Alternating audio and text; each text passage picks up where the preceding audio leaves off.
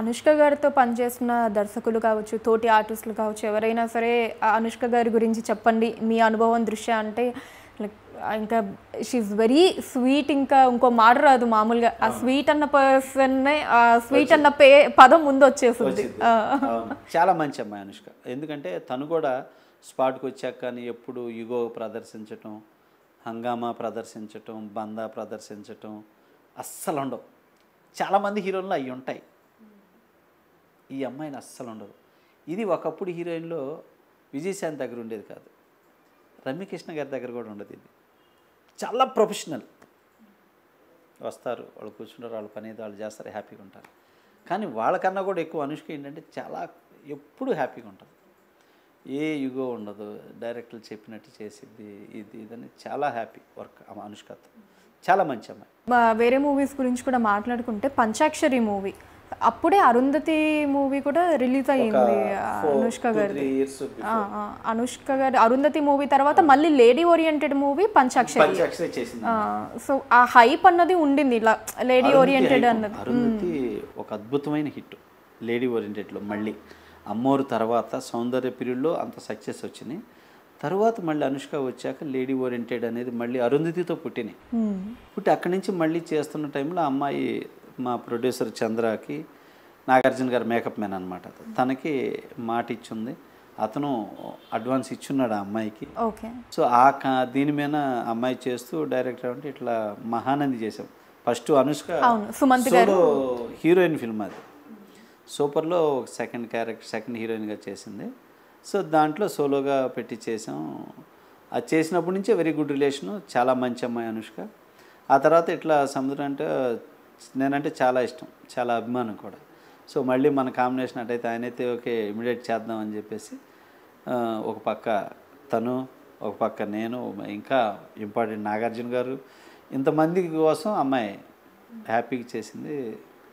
కాకపోతే అరుంధతి అంతా మేము ఖర్చు పెట్టాల సినిమా. ఫస్టే మేము అనుకున్న మాట అది, ప్రొడ్యూసర్ వర్డ్ ఆయన శ్యాంప్రసాద్ రెడ్డి, నేను శ్యాంప్రసాద్ రెడ్డి కాదు, నేను నాగార్జున గారు మేకప్ మ్యాన్ని, నా కుటుంబం ఎంత నన్ను నాకు ఇది అవ్వకూడదు, నాకు కావాల్సినట్టు చేసి పెట్టని వాడు చంద్ర. సో అలాగే అని తనకి గొప్ప గొప్ప డైరెక్టర్లు ఫ్రెండ్స్ అయినా కూడా నేను సముద్రాన్ని పెట్టి చేసుకుంటా, సముద్ర చెప్పినట్టు వింటాడు, నన్ను ఇబ్బంది పెట్టాడు అని చెప్పి నాగార్జున గారికి చెప్పి, నాగార్జున గారు పిలిచి నాకు చెప్పి అలా చెప్పినట్టు అనుకున్నట్టు చేసాం సినిమా సక్సెస్ రేట్ తర్వాత.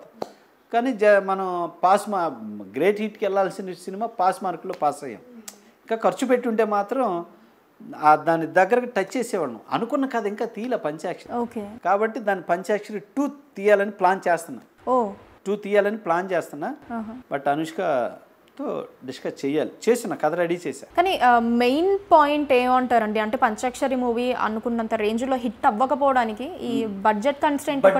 బడ్జెట్ అంటే ఎప్పుడంటే అమ్మా, ఇప్పుడు ఖర్చు పెట్టి తీయాల్సిన సీన్ ఉంటుంది. ఇప్పుడు సోను సూద్ ఉన్నాడు, సోను సూద్కి 1.5 కోటి 2 కోట్లు ఇస్తే కానీ రాడు. అదే నేను అంత పెట్టకపోతే ఆర్టిస్ట్ రాడు. ఎవరో ఒక ఫిజిక్ ఉన్నోడిని కొత్తోడిని వేస్తాడు, వాడు రీచ్ అయ్యేసరికి ఇప్పుడు ఒక చిరంజీవి గారు రీచ్ అయ్యేదానికి ఒక కొత్తోడు రీచ్ అయ్యేదానికి ఎంత డిఫరెన్స్ ఉంటుంది. చిరంజీవి గారు అంటే 1000 మంది జనాలు వస్తారు, ఒక కొత్తోడు ఎవడు రాడు.